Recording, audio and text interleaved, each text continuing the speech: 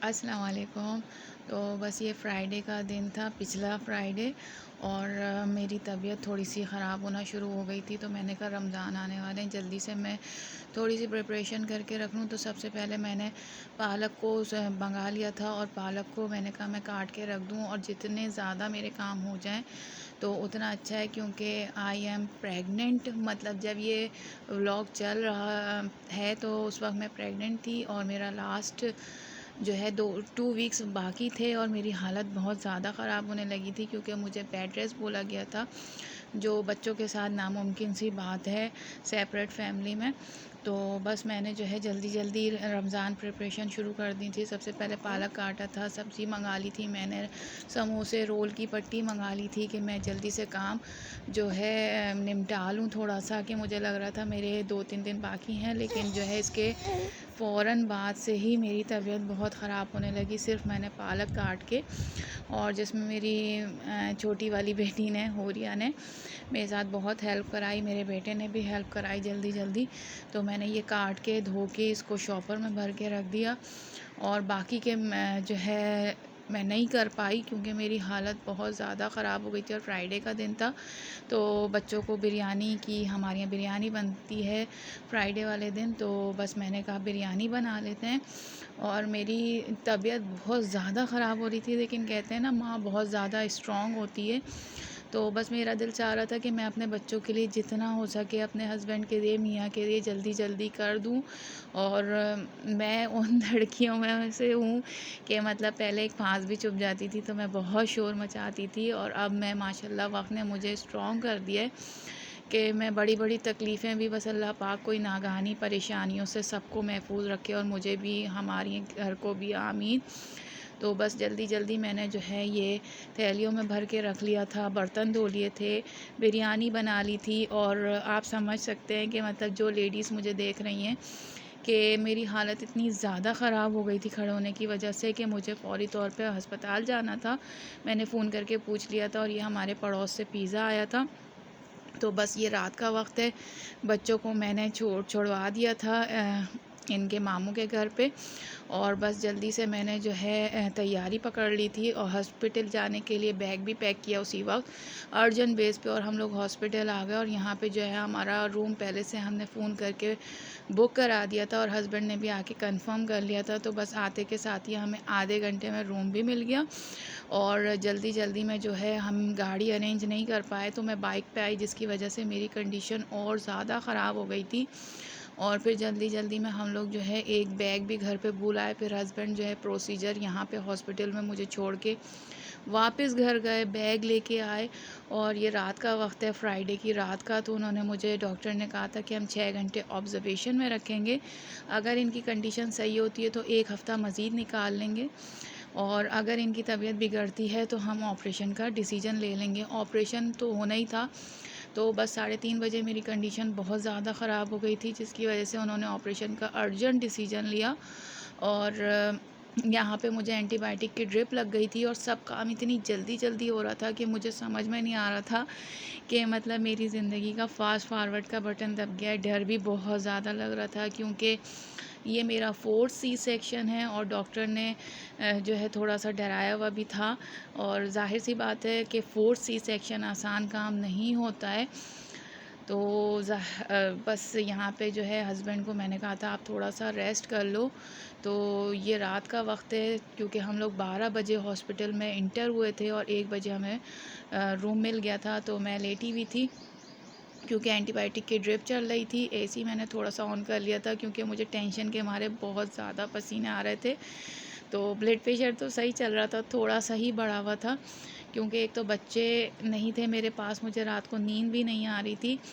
और अगले का भी डर था कि अल्लाह पाक सब काम खैरियत से कर दे, क्योंकि उन्होंने ब्लड का बोल दिया था कि एक बोतल आप लोग ब्लड अरेंज करो। हालांकि इस हॉस्पिटल में हमेशा से ख़ुद करते हैं सारी चीज़ें, लेकिन मेरा ब्लड ग्रुप बहुत रियल था, तो इस वजह से शायद इस वक्त अवेलेबल नहीं था।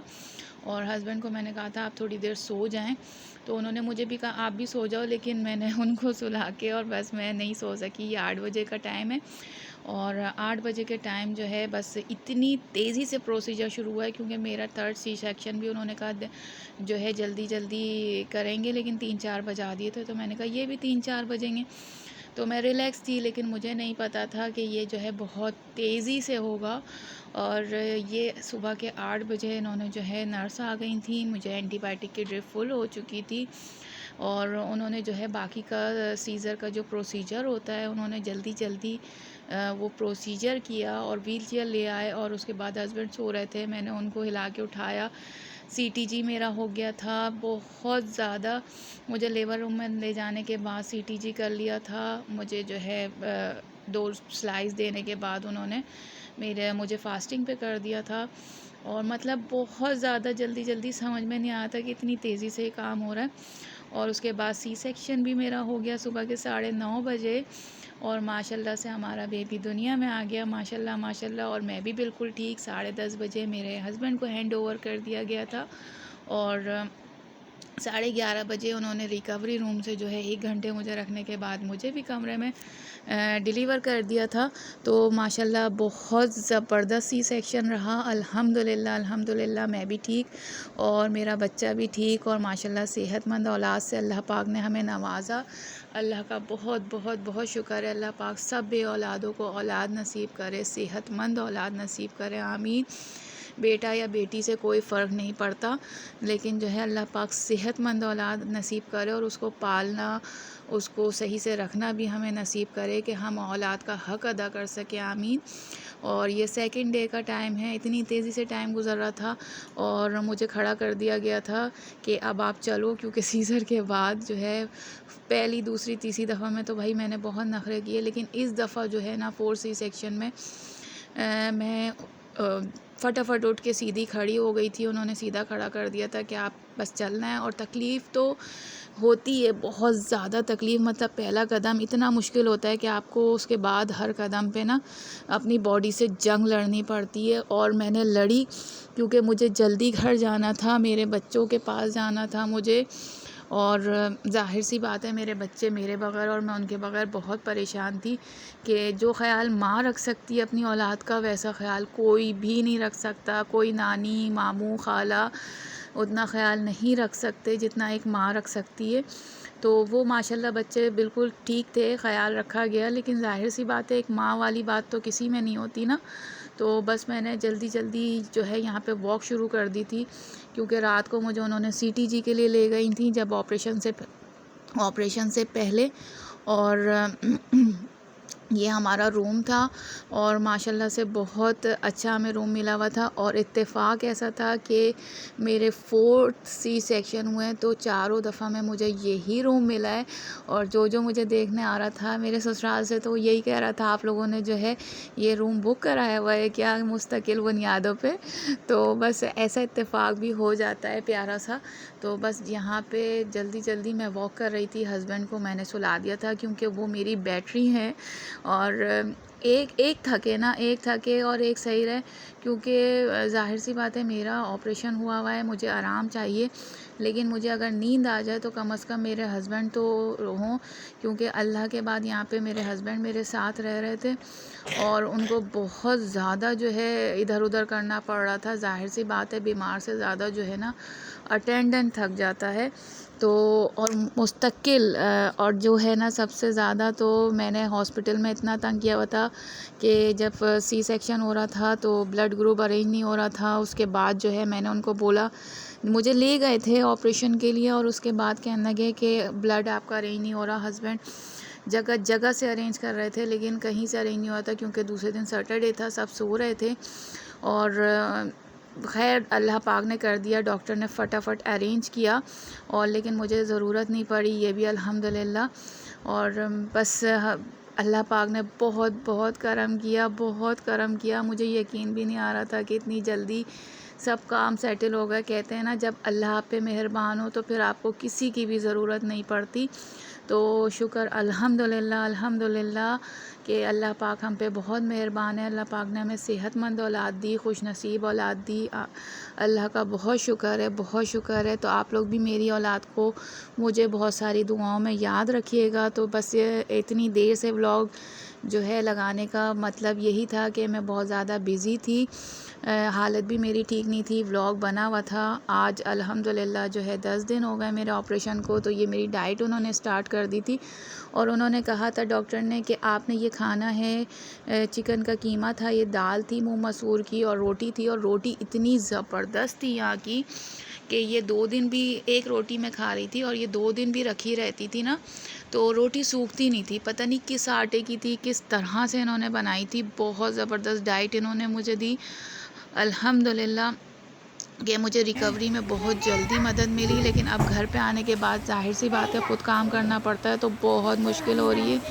हस्बैंड सपोर्ट दे रहे हैं, लेकिन ज़ाहिर सी बात है जो लेडीज़ घर को संभाल सकती है उस तरह हस्बैंड नहीं कर सकते, खाना पकाना वगैरह। तो वो बच्चों को देख रहे हैं, जितना उनसे हो सकता है ना, जितना दूसरा कोई शौहर कर। अल्हम्दुलिल्लाह मेरे शौहर जैसी मिसाल नहीं मिलती, वरना लोग मैके में छोड़ देते हैं बच्चा जो है होने से पहले और होने के बाद आराम से लेके जाते हैं कि सारे काम मैके वाले कर लें। लेकिन अल्हम्दुलिल्लाह मेरा मियाँ बहुत ख़ुददार और बहुत मोहब्बत करने वाला है। अल्हम्दुलिल्लाह कि उसने मुझे एक दिन भी मेरे मैके में नहीं छोड़ा किसी भी बच्चा होने में, और वो ख़ुद अस्पताल में रहे और घर पे ले जाने के बाद उन्होंने एक एक चीज़ खुद देखी है। अल्हम्दुलिल्लाह अल्हम्दुलिल्लाह। तो बस थोड़ा सा घर पे आने के बाद मुझे इस दफ़ा थोड़ी प्रॉब्लम हो रही है क्योंकि 4th है और रिकवरी में थोड़ा टाइम लग रहा है, क्योंकि ज़ाहिर है टाइम पे खाना पीना नहीं हो पा रहा है उस तरीके से जैसे हॉस्पिटल में हो रहा था। तो लेकिन अल्लाह का शुक्र है देर से, लेकिन आप लोगों की दुआएं चाहिए। आप लोग मेरे लिए बहुत सारी दुआएं कीजिएगा, मेरे सब बच्चों के लिए, मेरे हस्बैंड के लिए, और अल्लाह पाक सब के और मेरे हस्बैंड को, बच्चों को, सबको सेहत, तंदुरुस्ती, लंबी ज़िंदगी दे और नज़र बद से बचाए। आमीन आमीन आमीन। तो दूसरों की खुशियों को देख के मुबारकबाद दे दिया करें और बहुत अच्छा लगता है और खुश हो लिया करें। दूसरों की खुशियों में अल्लाह पाक आपको भी बहुत सारी खुशियाँ देगा। और मेरा व्लॉग पसंद आए तो लाइक एंड सब्सक्राइब ज़रूर कीजिएगा। मेरे चैनल को जल्दी जल्दी ग्रो करें, सब्सक्राइब करें ताकि ये आगे बढ़े और मुझे थैंक यू कहने का मौका दें आप लोग। बहुत शुक्रिया और अपना बहुत सारा ख्याल रखिएगा। बहुत जल्दी नए व्लॉग के साथ आपको मिलते हैं और बस बहुत सारी मेरे लिए दुआएं कीजिएगा। आप लोगों के लिए भी बहुत सारी दुआएं। यहाँ पे हम लोग घर जाने के लिए बिल्कुल रेडी हो चुके थे और फिर घर आ गए, फिर आपसे मिले।